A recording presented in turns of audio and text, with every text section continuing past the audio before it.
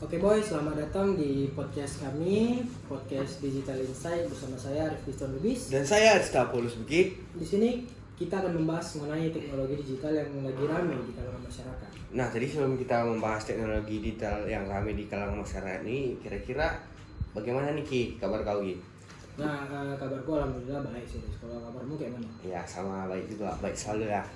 Jadi Riz, kira-kira apa yang kau tahu dari teknologi AI ini yang sering kau dengar di masyarakat? Mungkin untuk AI itu saya juga belum tahu sih pastinya bagaimana. Jadi sebelum kita membahas ini, kita undang adalah narasumber kita. Mungkin dari narasumber nanti bisa memberitahu apa itu teknologi AI. Oke lah, kalau kayak gitu, nah kita undang dia narasumber kita, Maulana.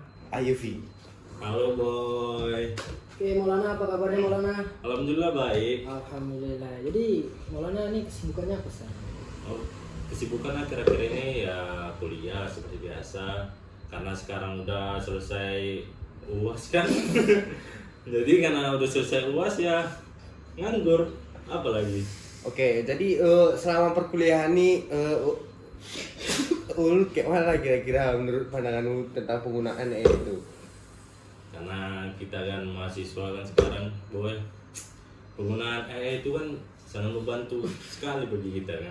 Jadi yang membantu dari sisi mana lah kira-kira? AI itu kan seperti kecerdasan buatan kan. Kecerdasan buatan yang bisa membantu kita untuk mengerjakan tugas, untuk bantu-bantu lah tentang yang kita nggak tahu, AI tahu. Itulah yang membantu. Seperti tahun 2023 ini AI itu berjaya. Jadi dalam penggunaannya, contohnya lah, AI ini kau gunakan itu untuk apa kira-kira? Contoh yang kau gunakan selama perkuliahan, melakukan pelaksanaan perkuliahan gitu. Ngerjain tugas. Oh iya juga ya, ngerjain Iya. tugas ya. Ngerjain Jadi, tugas. Cocok lah ini dia ngerjain tugas ya untuk membantu ngerjain tugas AI-nya. Iya, walaupun AI itu bantu kita ngerjain tugas, tapi kan sebagai apa namanya? Opsi kedua. Opsi pertama kan diri kita sendiri. Jadi coba terangkan. Dari banyak di kami nih nggak ngerti nih kayak mana penggunaannya AI itu. Jadi cobalah kau terangkan bagaimana cara penggunaan AI itu. Dalam contoh apa kira-kira yang sering kau gunakan seperti itu kira-kira? Karena AI itu kan banyak kecerdasan buatan, banyak aplikasinya, banyak web-webnya apa aja. Seperti contoh lah yang sekarang yang banyak digunakan apa? Seperti ChatGPT. Sekarang ChatGPT pun ada yang plus sekarang. Oh iya, Ada yang itu bedanya apa Pak? Lebih berbayar gitu, lebih apa gitu gimana gitu? Yang plus itu. kayaknya iya lebih berbayar. Berbayar ya? Karena ChatGPT sekarang kan yang kita tahu dia nggak terhubung sama internet. Oh gitu. Oh jadi penggunaannya bisa tanpa internet. ChatGPT itu seperti database yang telah dia saring semuanya dan tidak ada update lagi gitu. Kan sekarang ChatGPT ada yang terbaru, ChatGPT Plus atau ChatGPT 4. Nah, jadi untuk penggunaan ChatGPT itu, di dalam tugas lah contohnya, itu biasa kau sering menggunakan itu untuk menjawab soal esai kah Atau atau? Golda ini ya. Oh ya, ini memang Oke, kita minum dulu ya, nih gol selete. Ini kita beli dengan harga 4.000 ya di sini ya. Jadi oke, Oke, jadi lanjut lagi. lanjutnya ya. Oke. Jadi biasa tuh kau penggunaan AI itu yang paling banyak kau pergunakan itu di tugas bagian mana dia? Apakah pembuatan makalah atau mencari hitung-hitungan atau mengerjakan soal esai seperti itu? Yang mana kira-kira yang sering kau gunakan?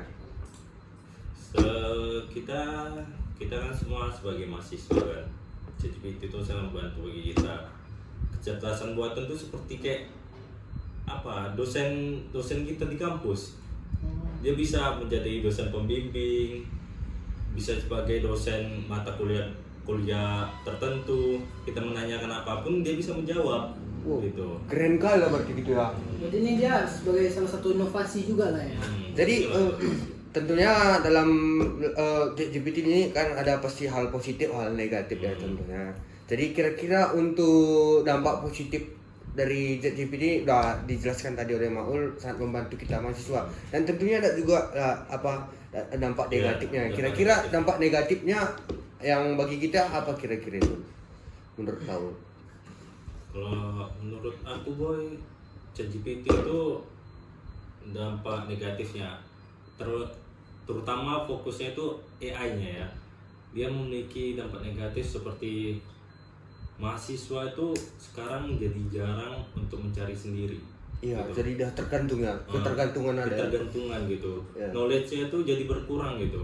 Jadi mindset-nya itu jadi seperti contohnya gini.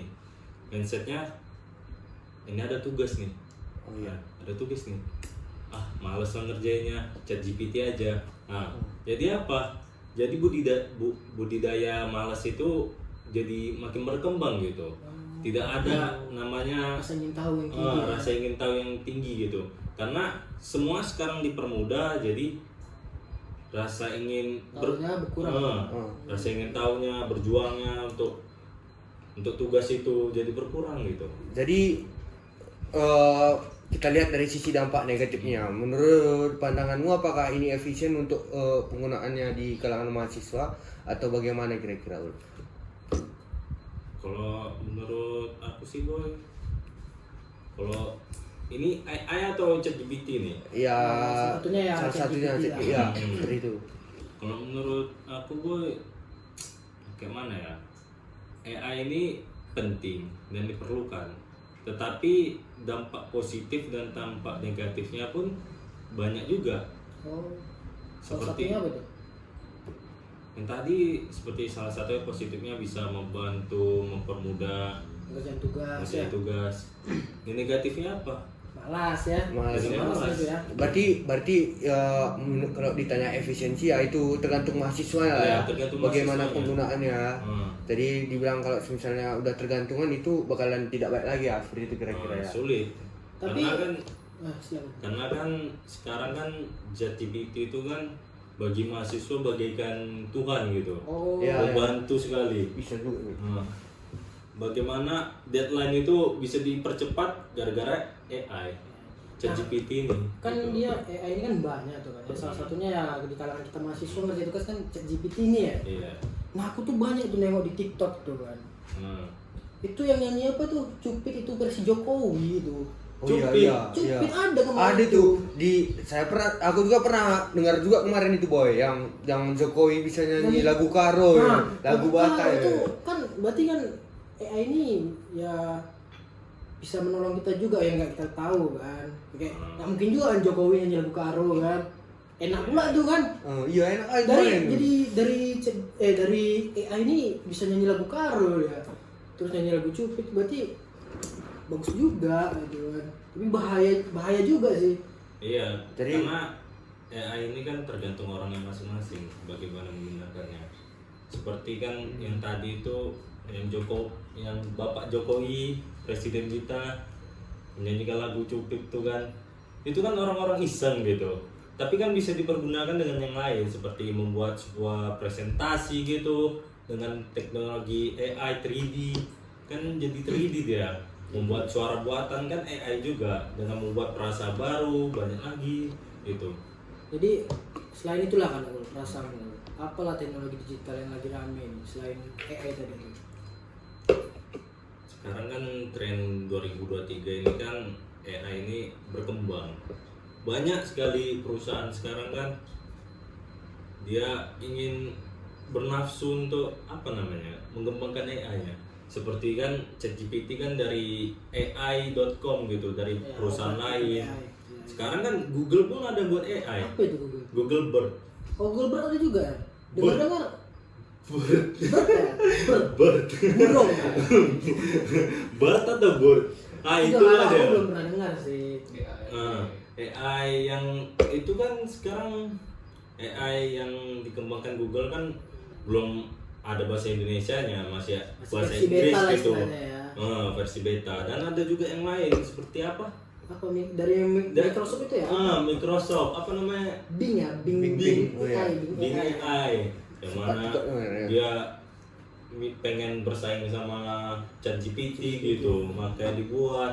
Sekarang kan tahun 2023 ini kan teknologi AI kan lagi revolusioner gitu. Jadi sulit dia.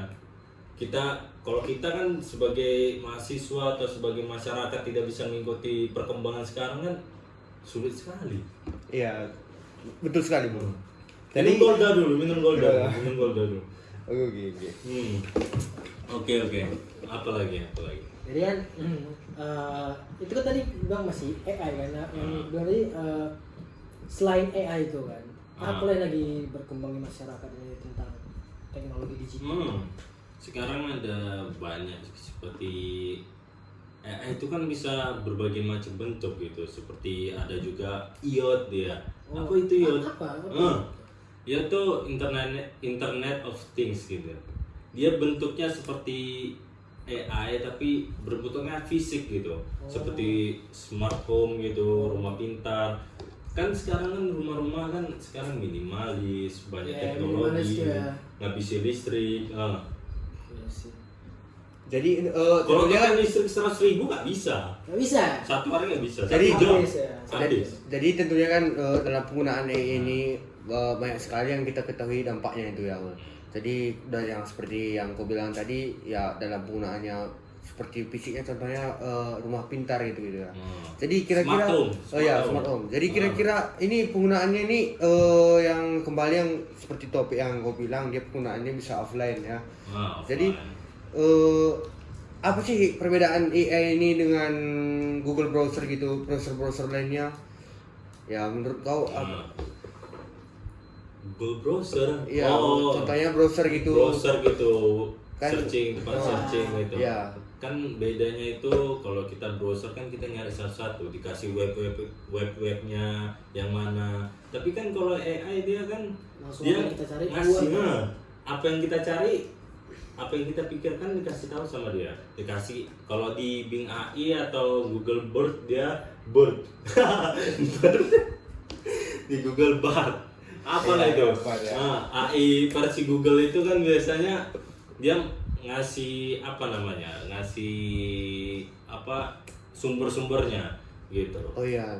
Kalau ChatGPT yang biasanya kalau yang ChatGPT yang nggak plus dia yang nggak berbayar, dia itu nggak mengasihkan sumbernya karena dia tidak terhubung sama internet, terus dia tidak update, dan terakhir update tuh kalau nggak salah itu tahun 2021 gitu. Berarti yang informasi yang didapatkan itu under dari 2001 ke bawah ya? Betul. Oh iya.